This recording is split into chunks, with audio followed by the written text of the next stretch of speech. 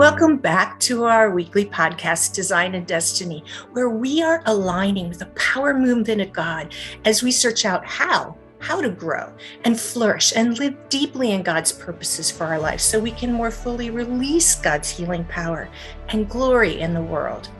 And if you're new to the Destiny Makers community, well, a special welcome to you. If you like what you hear, consider subscribing and check us out at our website, destinymakers.org, to see the resources that we offer. Well, I'm excited because over the next 4 weeks, I will be delivering a new series titled The Masters of the Mind, Which One Possesses You? Now, why is this so important? Because science tells us that we're often not self-aware of how we think and speak. And if we're not careful and thoughtful, what happens is we wind up giving ourselves over to habits of thinking that rob us of peace and joy and confidence and victory over life's circumstances. Believe me, I am intimately aware. And I've been dominated by each of these 4 masters at different points in my life, and perhaps you'll find you were the same.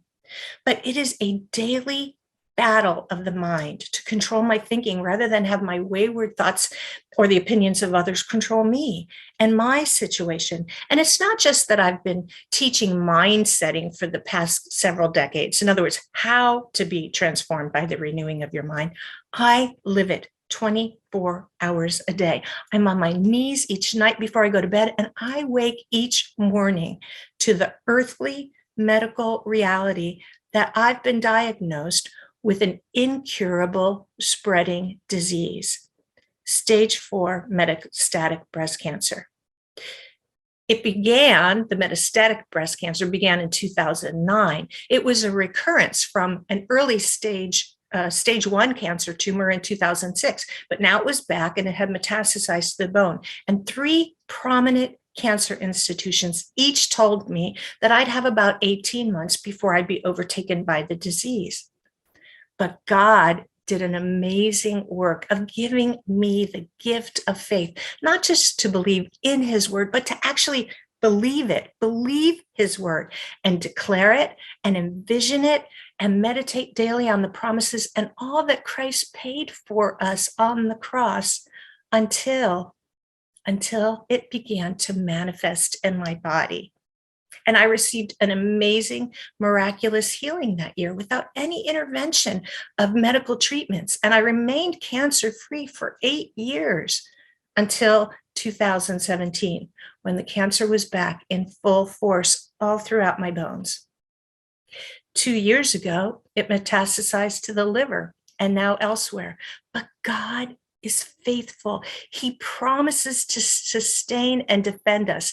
His word and his promises do not change, my friend, no matter what you're going through.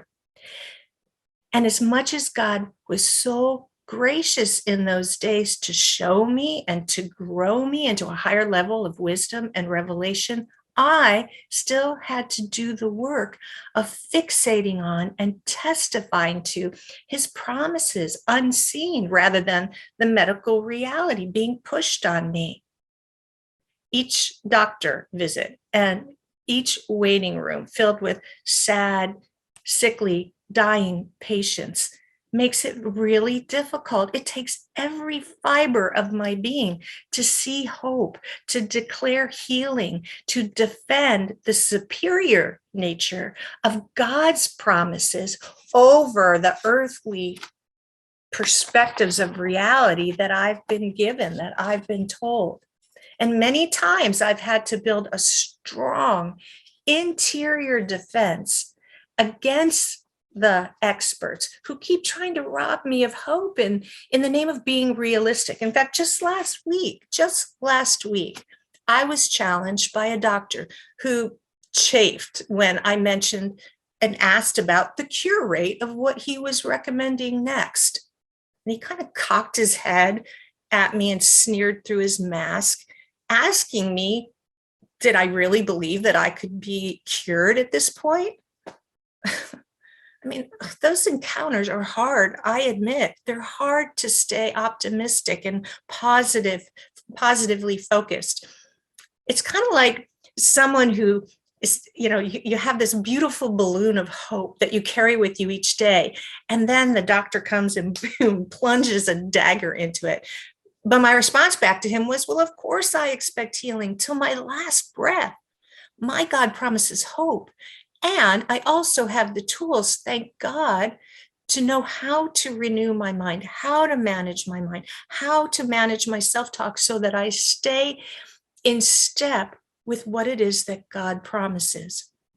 And I go to bed and I wake each day with this earthly reality that wants to remind me to focus on disease and deterioration and death.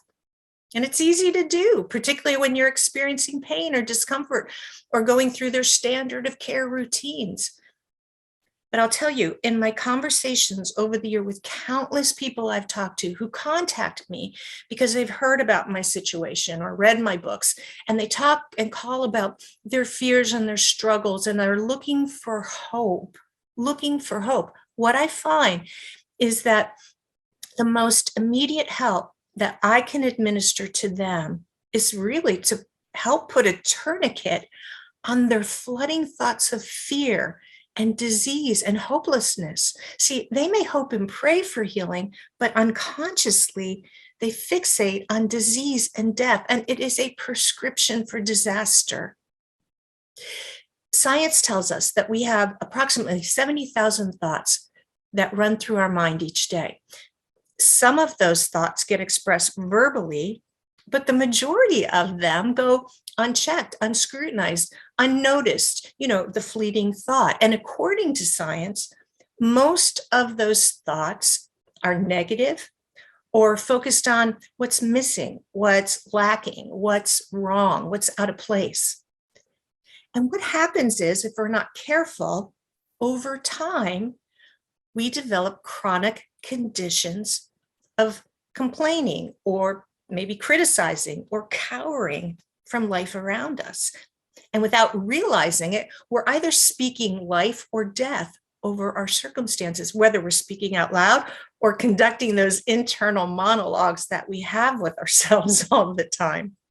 See, these habits of thinking, they will color your perspective on your circumstances.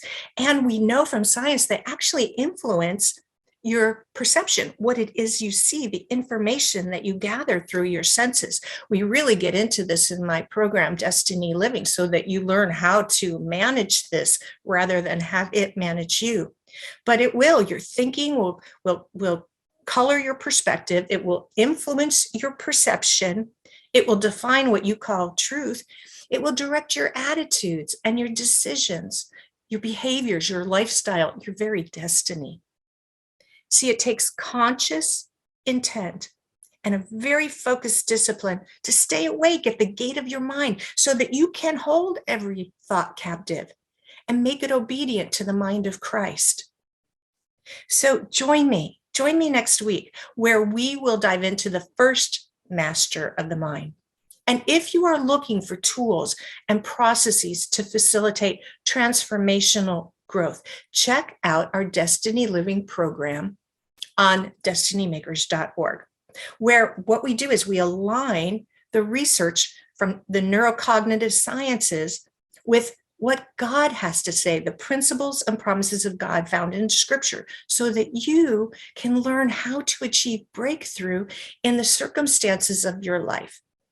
So until next week, I pray grace and peace over you as you ground yourself in God's kingdom reality over the circumstances in your life.